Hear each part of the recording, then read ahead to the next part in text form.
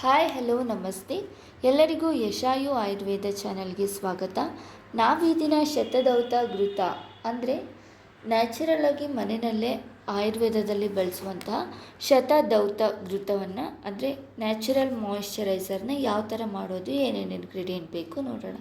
ಮೊದಲಿಗೆ ಬೇಕಾಗಿರೋ ಇಂಗ್ರೀಡಿಯೆಂಟ್ಸ್ ಬಂದು ಒಂದು ತಾಮ್ರದ ಚೊಂಬು, ಲೋಟ, ಹಾಗೆ ಸಾದಾ ತಟ್ಟೆ ಅಂದರೆ ಪ್ಲೇನ್ ತಟ್ಟೆ, ಇದಿಷ್ಟನ್ನು ತಗೋಬೇಕು. ಹಾಗೆ 20 to 50 ml ದೇಸಿ ಹಸುವಿನ ತುಪ್ಪನ ತಗೋಬೇಕು. ಇದಾದಮೇಲೆ ಒಂದು ತಟ್ಟೆಗೆ ತುಪ್ಪ ಹಾಕಿ ಒಂದು ಚಿಕ್ಕ ಲೋಟದಲ್ಲಿ ಅಂದರೆ ಮಿನಿಮಮ್ ಒಂದು 20 ml ಅಷ್ಟು ವಾಟ್ರನ್ನ ಹಾಕಿ ವಾಶ್ ಮಾಡಬೇಕು. ಒಂದು 100 ಸಲ ಈ ಒಂದು ತುಪ್ಪವನ್ನು ನಾವು ನೀರು ಹಾಕಿ ಮತ್ತೆ ಅದು ಚೇಂಜ್ ಮಾಡಿ 100 ಸಲ ಇದನ್ನು ವಾಶ್ ಮಾಡಬೇಕು.